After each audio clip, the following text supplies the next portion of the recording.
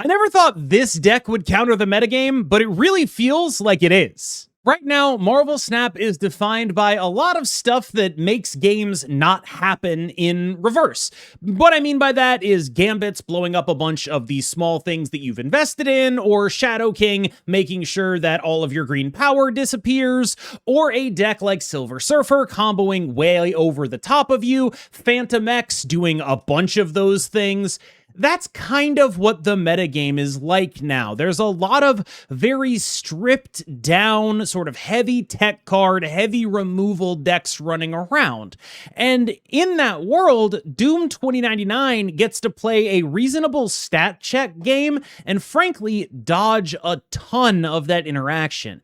You have a couple of things that are vulnerable to things like Shadow King and Gambit, but just not really all that many. And the real secret I think of this deck is that there are so many decks in Marvel Snap right now that the card Sandman is absolutely incredible against. You have decks that want to play 2/3s with 6 energy on the final turn of the game to combo over the top of you that instantly lose to Sandman. It's great even against Victoria hand stuff. It's unbelievable against, honestly, almost every deck I played. And so the combination of my point package being mostly non-interactable via Gambit stuff and Sandman just being absolutely incredible right now specifically made this deck feel genuinely amazing. I'll say this much for Chamber, he sure is a card in Marvel Snap. This used to be a Sam Wilson, and Galactus First Steps used to be an Aurora, but without Aurora, I was like, what if I tried Chamber instead of Sam Wilson? This guy's not good. He'd probably be better as a Lizard. He could easily be better as a Sam Wilson. Frankly, my guess is you should be playing Sam Wilson instead of this card. I just simply never got around to making the change.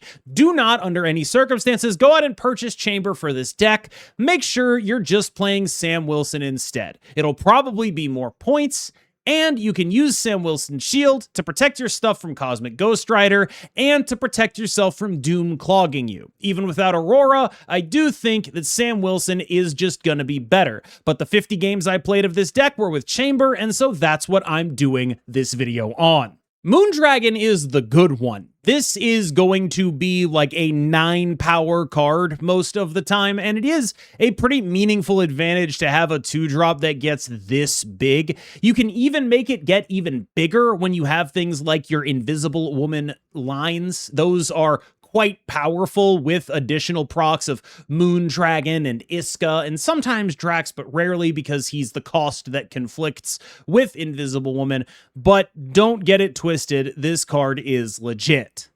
Invisible Woman First Steps is a pretty difficult card to play in this deck. Like, the hardest thing about this deck for me is the turn 3 where you have to choose which of your guys to play. Invisible Woman First Steps is really good if you are going to be doing some very specific Doom 2099 and Iska related things, and really medium if you are not going to be doing those things. She is someone who really needs one or both of those cards to be a part of your game plan. I actually think the best thing this card does is Iska stuff. Like the Doom 2099 stuff, you know, it's good to get an extra Doombot 2099, don't get me wrong, but it's great to be able to threaten 24 power coming out of an Iska. And I think that's the real thing that she adds to this deck, a lot more than it's just extra Doom stuff. That's cool, but in those situations, you probably get similar output out of your other 3s too.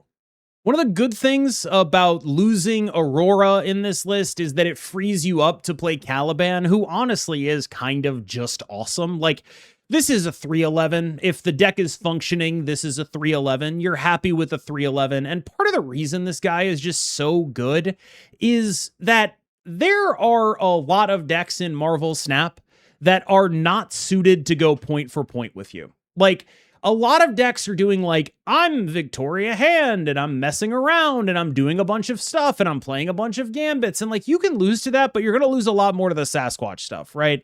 And so you have all of these decks that are like doing things that are not just going stat for stat. And a 3/11 is honestly huge. Like, we're in a metagame where people are playing Kraglin, people are playing Wilson Fisk. This guy is bigger. He's just actively good. I would not say he's like a required card for a deck like this. You could play a Kraglin. I think that's a kind of interesting direction, even though I worry that you're probably getting the energy too much. You could play a Copycat. You could play a Nocturne. A bunch of things you could do instead. But I really sort of felt like this guy might just be the best 3 in this deck. Not irreplaceable, but I was pretty impressed with him right now. Drax is weird because he's definitely good, somewhere between 3-7 and 3-10 a lot of the time, but he also can kind of ruin you because his moves don't actually work the way like Captain Marvel works. He checks to see if you'd be winning the location, but not if you'd like lose the location he's at currently by him moving, right? Like he can definitely throw you some games, and that's not the worst thing in the world. Like it's still a powerful card, but it definitely does make me feel like a lot of the time Caliban might just be a little bit more consistent output. Like this guy's good, but I do think that between the two stat sticks, I felt like I preferred Caliban. Iska the Unbeaten is a card that has ridden the line of being a little bit too strong for a while now. I don't think she's at the line of being too strong. Like I think she's exactly as good as a good card should be, but she's definitely a powerful card that does a lot of work in defining the current metagame. And I think there's something to be said for a card that is this good with Invisible Wind First Steps, having a ton of overlap in your 4-cost slot. This is also just a great card to hit off of Iron Lad, and you just have a lot of things that make this card be your best vertical threat, which is quite important because this deck is very good at going wide, but not nearly as good at going tall, and Iska is your best threat to get 20 power in a lane on her own. Doom 2099 is a really legitimately decent card. I think it's pretty clear he's like the best card in the deck, but I do think that he's also a kind of card that is a little bit predictable for people to like reasonably understand what your output is going to be. People can play around him fairly straightforwardly, but mostly, like I said, this deck is a reaction to the metagame getting kind of low to the ground and techie. People are playing Super Giant and a bunch of stuff that blows up other stuff. And if people are going to be low to the ground and techie, I just want to be bigger than them, right? It's why I liked Caliban. It's why I like Doom 2099. You're just like, here's a 311. Here's a 417. Like that kind of stuff is just like, all right, look, you do all what you're going to do. You try to interact with me, but if you're relying on the interaction and I'm dodging the interaction and you're definitely dodging Shadow King, I'm just going to make this happen. And really, Doom 2099 is the thing that the entire deck rotates around. He's just good. He's just a really big guy.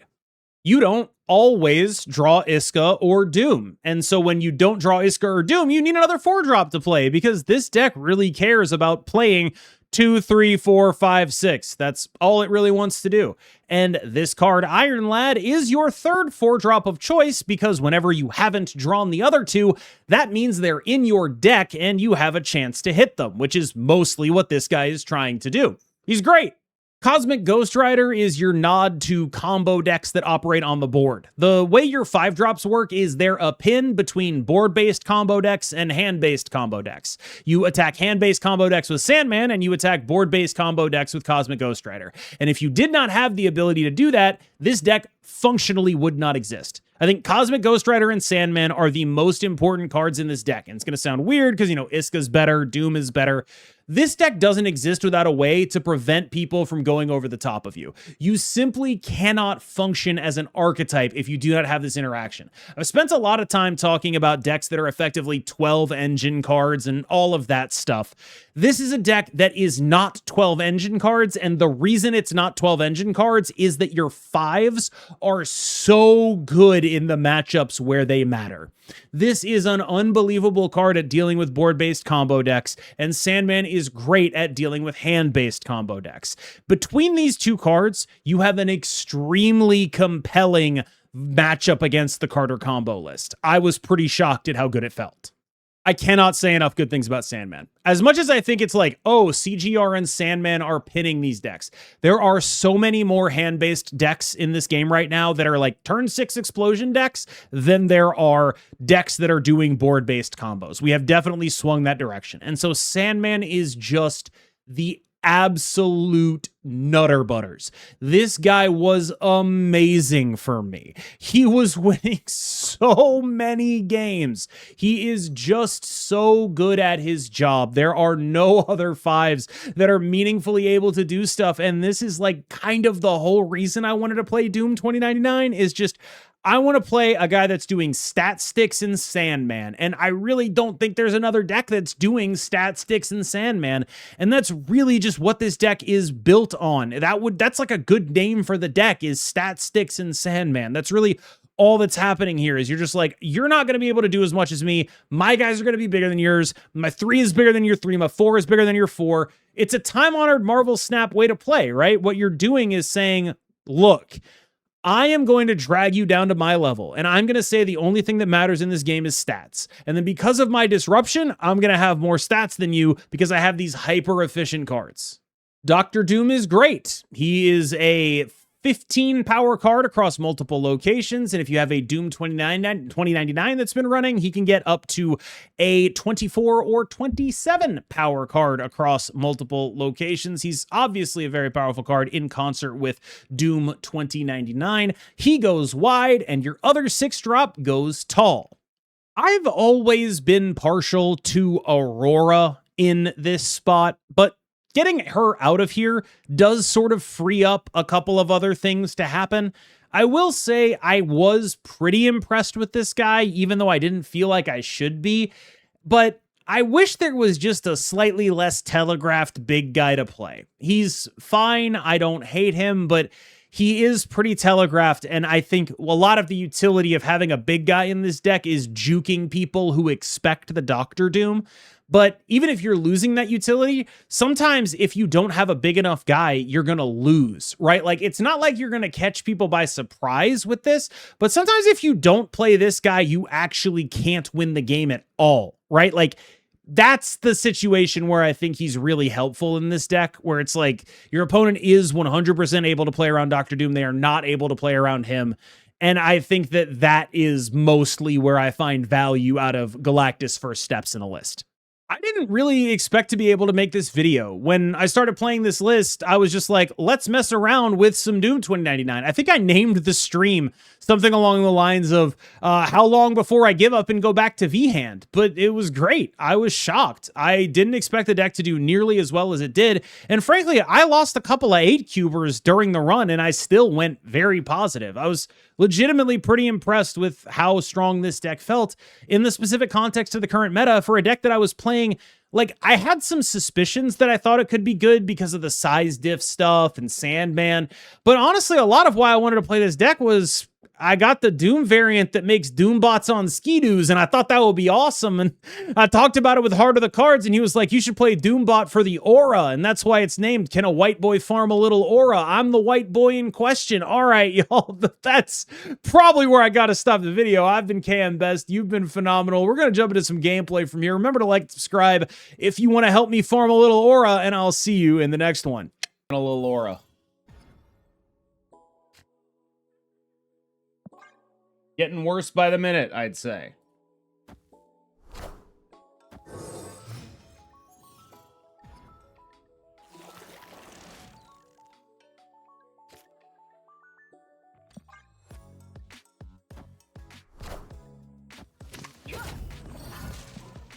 Wow, I hate it.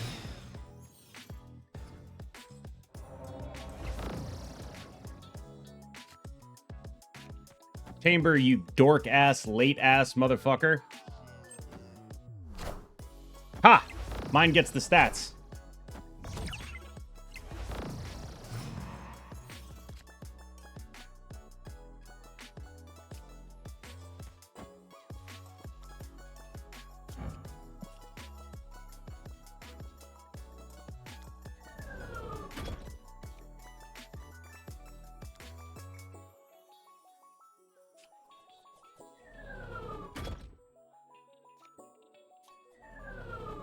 I'm going to give theirs the stats.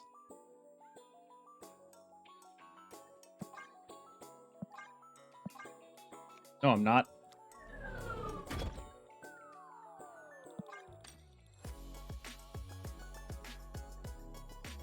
Good to hear. Good to hear, Cthulhu Allspark. All right, here's the deal. This just gives me the Doom 2099, right? We just get it.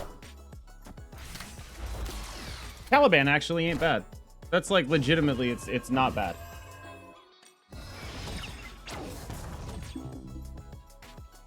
Clear for takeoff.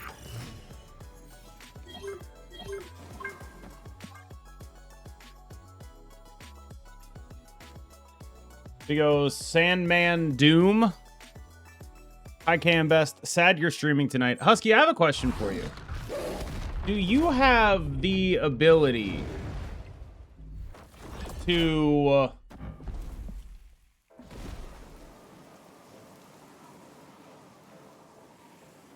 fascinating.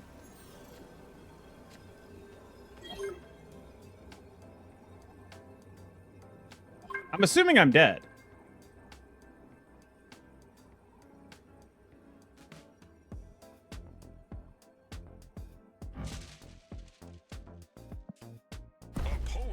Why? Oh. Trust in Caliban, lad? I'm gonna. I'm staying for Aura, correct.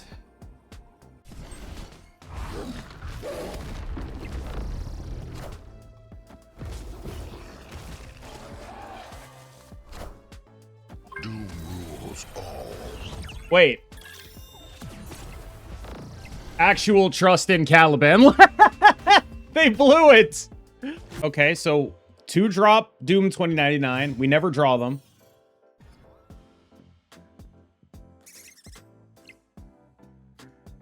Great. Again, phenomenal.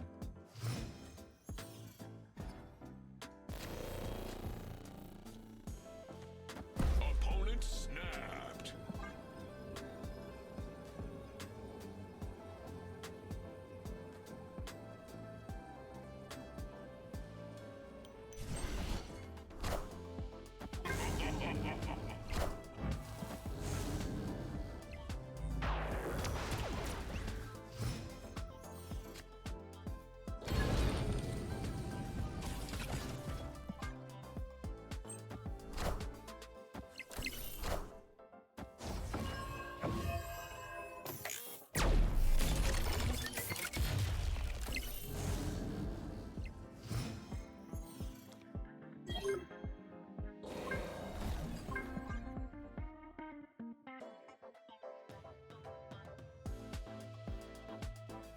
Bro? Is this winnable?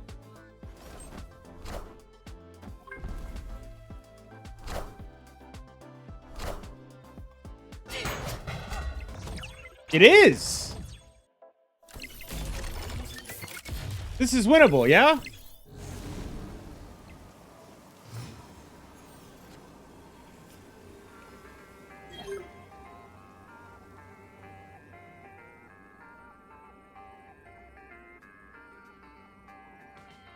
Card and then card, but they need the buff, right? They need to do like stick something with the buff, right? They play one card. Yeah, I don't think they can win. Because those were their Ascanied cards. Did we Sandman their ass? Did we hit them with the Man of Sand? Get Sandman card. Holy shit, a Moondragon? May I immediately use this deck? Please, please, if you're going to play against me, I'm begging you not to. Martyr. Guess we're not CGRing there. Oh, Doom, Doom, Doom, Doom, Doom. I'd love to. I'd absolutely love to.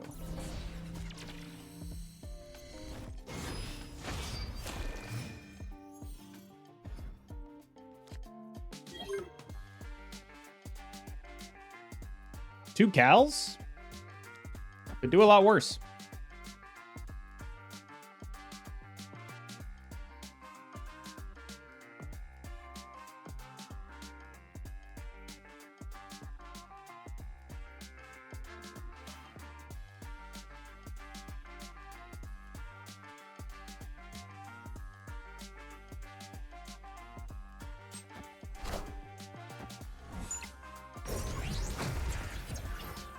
Oh, indeed.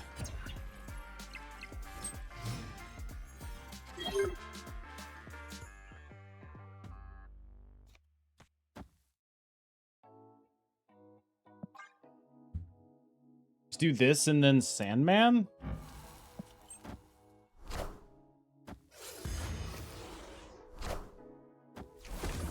Go middle?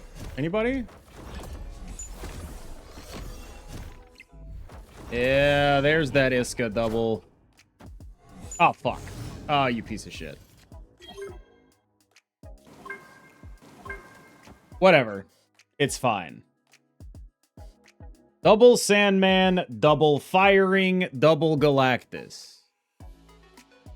Surely we win this, right? Right?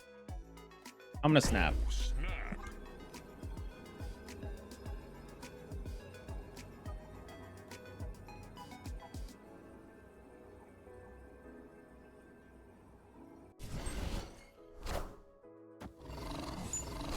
Love it. Love to see that. Guess what the most expensive cost cards here are?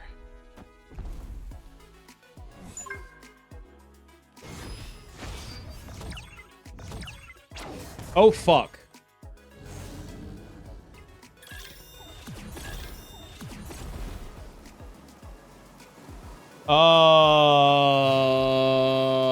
All right, I will admit I am now horrified. We win the middle. Do we just play Galactus?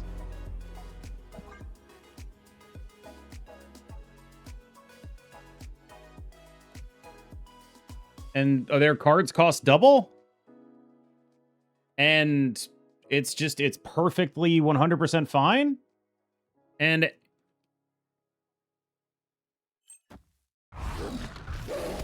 okay, you realize that gives my Drax's points, right?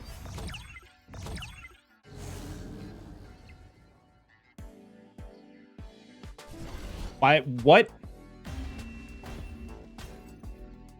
Universe shall be set right.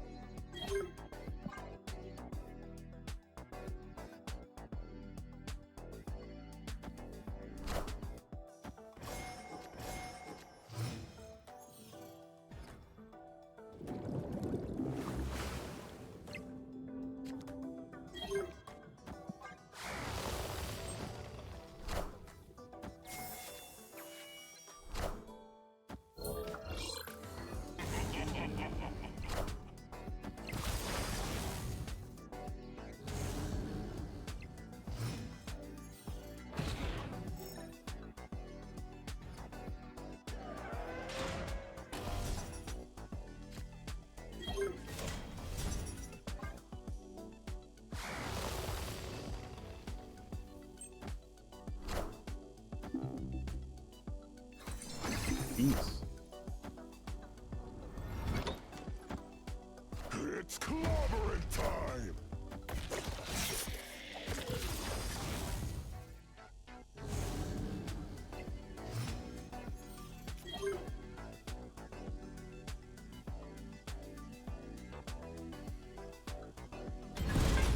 They snap me.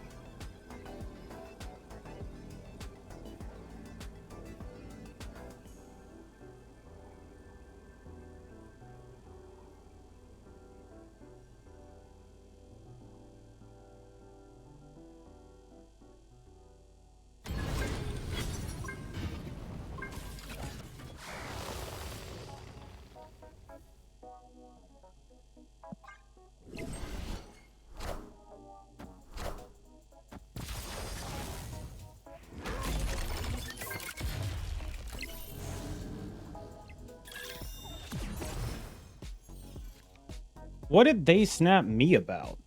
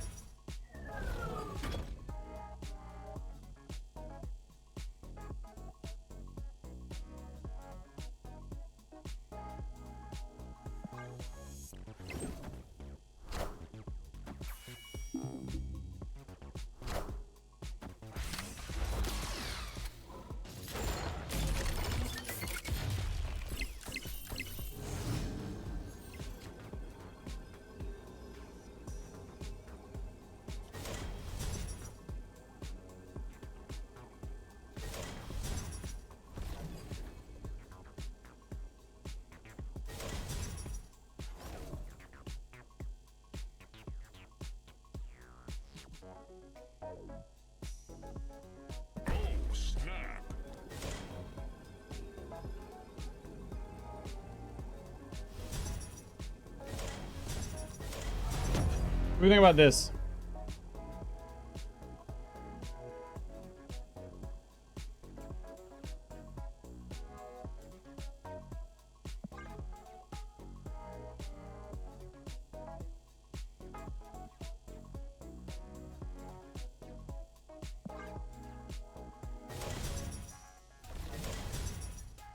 This is the other option.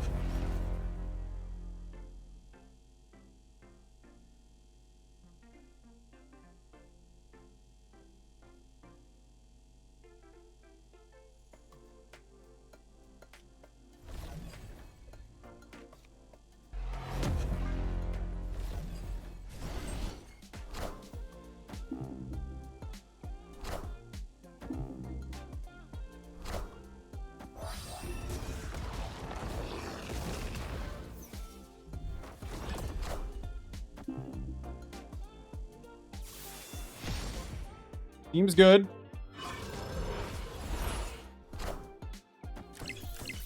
Doom rules all.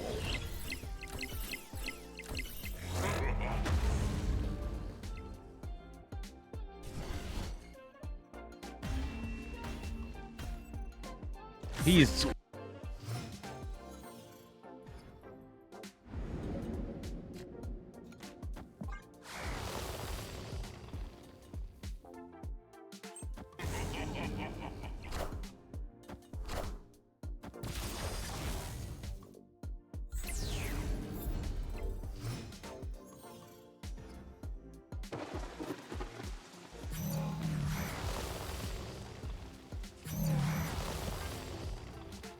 we fucking lose, I think. Pretty sure we fucking die.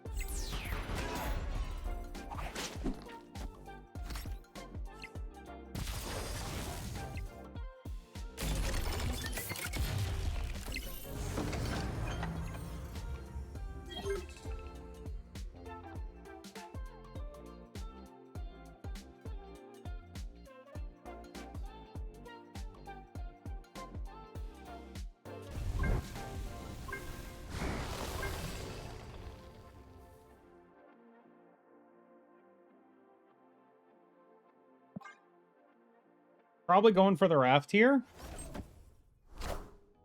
Hi, I'm Spider-Man. Do they know that they lose this left lane? They can't move shit out of it anymore? Oh, there. Never mind. I'm a...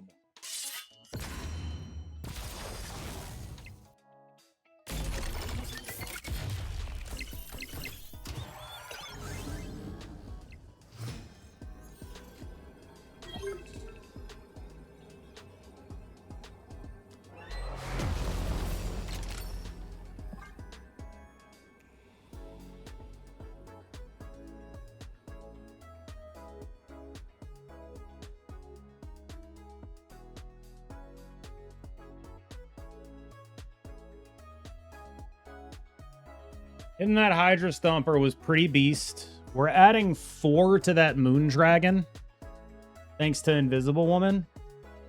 And then the Moon Dragon, I think, is going to add more to the other lanes. I don't know how they win this, to be honest with you. Like, maybe I'm stupid. Mary Jane gives them extra power on the left, maybe? I really don't know.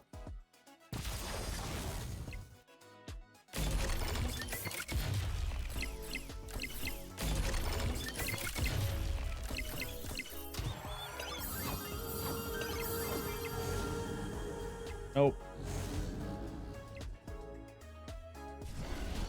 I didn't know who was being dumb there, but I didn't think it was me. The shield being